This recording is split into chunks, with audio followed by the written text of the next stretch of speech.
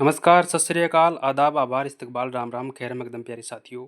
मैं रविंद्र अग्रवाल आप सभी लोगों का हार्दिक स्वागत करता हूं आपके अपने यूट्यूब चैनल या आपके अपने digital platform study with Ravindra academy पर। प्यारे साथियों, आज के सेशन में हम साइंस या विज्ञान के टॉप 10 क्वेश्चन की चर्चा करेंगे और ये जो सारे क्वेश्चन है वो सभी भर्ती परीक्षाओं के लिए इंपॉर्टेंट रोल प्ले करेंगे। चाहे आप रीट, पटवार, एलडीसी, एसएससी, रेलवे या किसी भी भर्ती परीक्षा की जहां आपके साइंस का पोर्शन आता है, उन सभी भर्ती परीक्षाओं के लिए ये सेशन है वो इम्पोर्टेंट या महत्वपूर्ण रहने वाला है प्यारे साथियों। तो ये आप सभी के लिए एक नया डिजिटल प्लेटफॉर्म बनाया गया है साथियों। तो आप सभी लोगों के प्यार और सपोर्ट की इस डिजिटल प्लेटफॉर्म को आवश्यकता है साथियों। तो आप इस चैनल को सब्सक्राइब कीजिए, लाइक कीजिए और ज़्यादा से ज़्यादा अपने दोस्तों के साथ शेयर कीजिए ताकि प्रत्येक स्टूडेंट को इसका फ़ायदा मिल सके। तो शुरू करते हैं आज के सेशन की। और आज का जो पहला क्वेश्चन है, मानव शरीर में कार्बोहाइड्रेट किस रूप में संचित रहता है। यानी कि जब हम भोजन करते हैं तो भोजन के रूप में हमारे शरीर में कार्बोहाइड्रेट का जो एनर्जी के रूप में हमारे शरीर में कार्बोहाइड्रेट है वो संचित रहती है। और ये संचित रहती है वो किस रूप में संचित रहती है, तो इसका राइट आंसर होगा प्यारे साथियों ग्लाइकोजन। ग्लाइकोजन के रूप में कार्बोहाइड्रेट हमारे शरीर में संचित रहता है। और अगर याद रखिए साथियों, यहाँ प्रश्न इस प्रकार आ जाता है कि अगर पादपों में कार्बोहाइड्रेट किस रूप में संचित रहती है, तो उसका राइट आंसर होता है साथियों स्टार्च के रूप में। पादपों में जो कार्बोहाइड्रेट है वो स्टार्च के रूप में संचित रहती है, जबकि मानव शरीर में कार्बोहाइड्रेट है वो ग्लाइकोजन के रूप में संचित रहती है प्यारे साथियों। तो इसका राइट आंसर होगा प्यारे साथियों ग्लाइकोजन। चर्चा करते हैं नेक्स्ट क्वेश्चन की, अमीबा व पैरामीशियम किस प्रकार के जीव है। अमीबा व पैरामीशियम एक कोशिकीय जीव है, बहुकोशिकीय जीव है, अकोशिकीय जीव है या इनमें से कोई नहीं। तो साथियों, जो अमीबा और पैरामीशियम होते हैं वो एक कोशिकीय जीव होते हैं साथियों, एक कोशिकीय जीव होते हैं।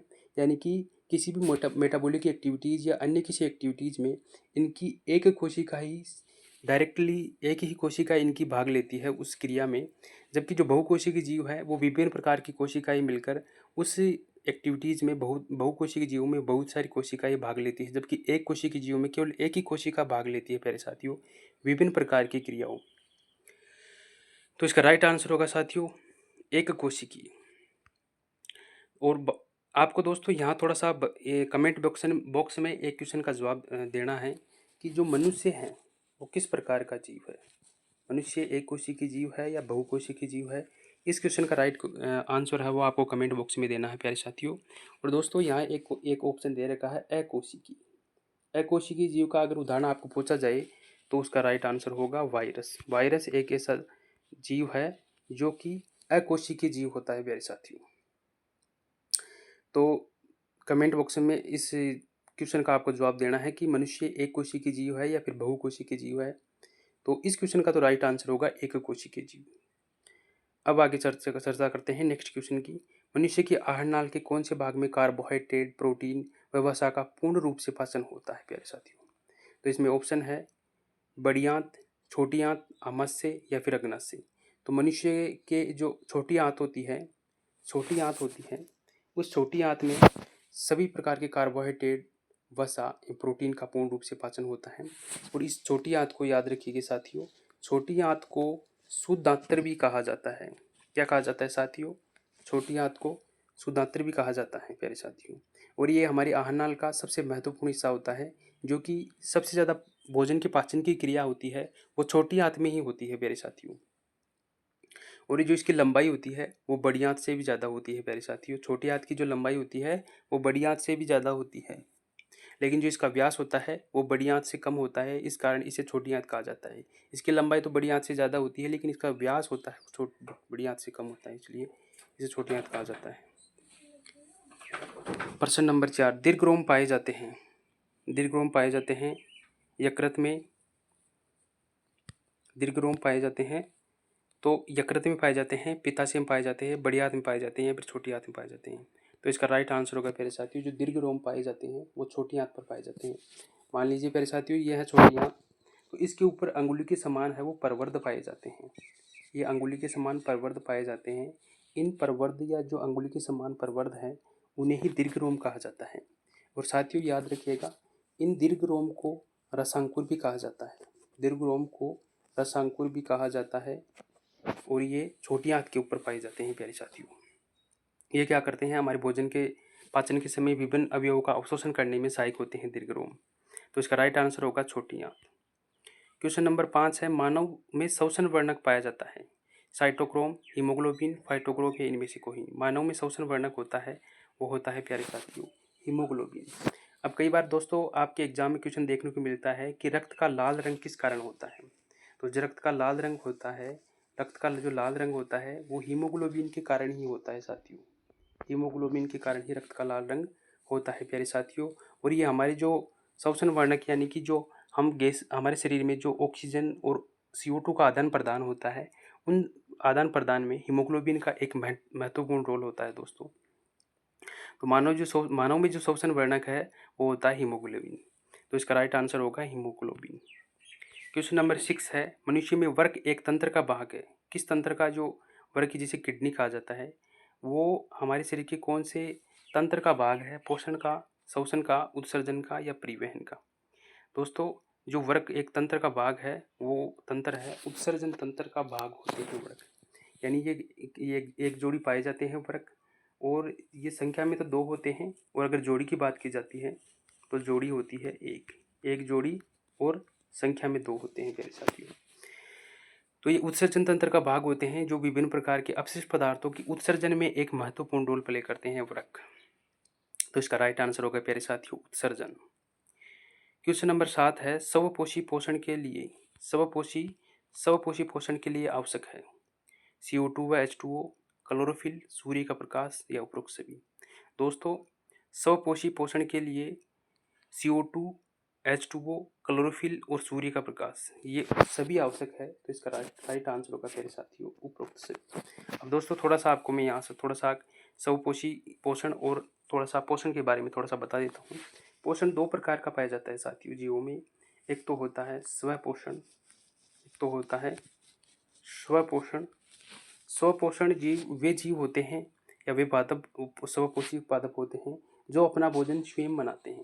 जो अपना भोजन स्वयं बनाते हैं वो स्वपोषी की श्रेणी में आते हैं। और जो अपना भोजन किसी अन्य जीव या पादप पर निर्भर रहकर उससे अपना भोजन प्राप्त करते हैं तो उन्हें विषम पोषी जीव कहा जाता है। उन्हें विषम पोषी जीव कहा जाता है। ये अपना जो भोजन है अन्य जीव से या पादप से प्राप्त करते हैं प्यारे साथियों। तो इसका राइट आंसर होगा प्यारे साथियों जो स्वपोषी पोषण के लिए पादपों को, यानी पादपों की बात हो रही है यहाँ, तो पादप होते हैं वो स्वपोषी पोषण के लिए CO2 प्लस H2O, साथ में क्लोरोफिल की भी आवश्यकता होती है। क्लोरोफिल और सूर्य का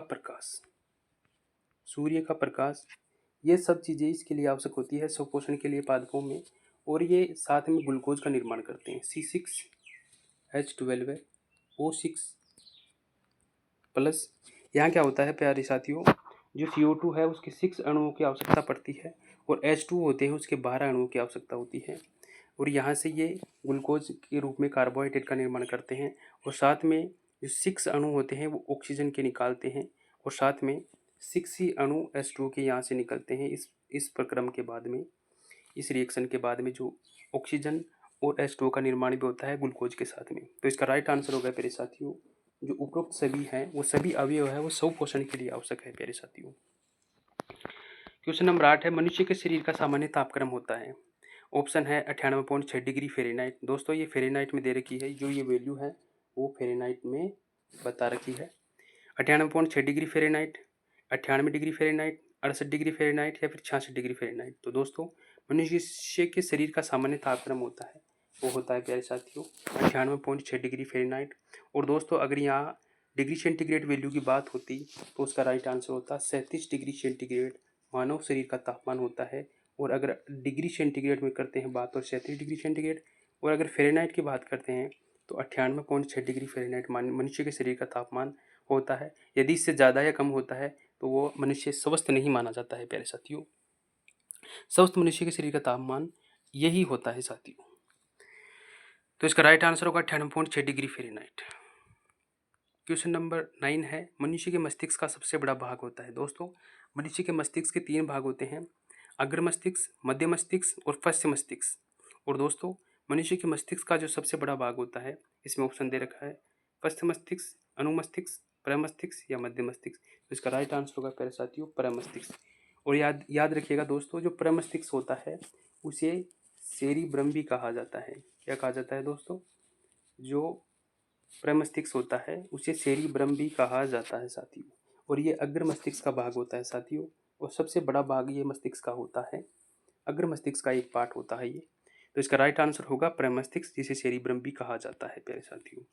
क्वेश्चन नंबर 10 है सर्वदाता रुधिर वर्ग है। तो दोस्तों सर्वदाता रुधिर वर्ग होता है, ऑप्शन दे रखे हैं ए बी, बी या ओ। इसका राइट आंसर होगा ओ है, वो सर्वदाता रुधिर वर्ग होता है।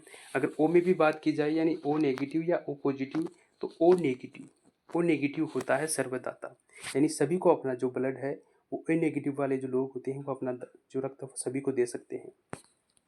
और साथ में याद रखिएगा जो ए बी पॉजिटिव वाले लोग हैं या जिनका blood group A B positive है वो सभी से अपना रक्त ले सकते हैं प्यारे साथियों। तो ये कई बार जनरली कई एग्जामों में पूछा जाता है ब्लड ग्रुप का, तो लगभग एग्जामों में कई बार रिपीट होते हैं ये ऐसे क्वेश्चन, तो ये जनरली एग्जामों में रिपीट होने वाले क्वेश्चन है। तो प्यारे साथियों ये जो क्वेश्चन है वो आपको किस प्रकार लगे, तो आप कमेंट बॉक्स में अपनी राय ज़रूर बताइए। साथ में अपने दोस्तों के साथ इस वीडियो को शेयर कीजिएगा और ज़्यादा से ज़्यादा शेयर करने की कृपा करिए, जिससे कि प्रत्येक आपके साथी को इसका फ़ायदा मिल सके। ये क्विज़ आपको डेली देखने को मिलेगी और लगातार बेहतरीन एनसीईआरटी बेस्ड सारे क्वेश्चन एनसीईआरटी बेस्ड मिलेंगे, कुछ क्वेश्चन आए हुए भी मिलेंगे और बेहतरीन कंटेंट आपको इस डिजिटल प्लेटफॉर्म से मिलेगा प्यारे साथियों। तो चैनल को सब्सक्राइब कीजिए और ज़्यादा से ज़्यादा बेल आइकन को प्रेस करके ज़्यादा से ज़्यादा इस वीडियो को शेयर करने की कोशिश करें। और इसी के साथ एक नए सेशन में फिर से दोबारा मिलेंगे प्यारे साथियों। तब तक के लिए जय हिंद, राम राम। मिलते हैं एक नए सेशन में, तब तक के लिए धन्यवाद। जय हिंद।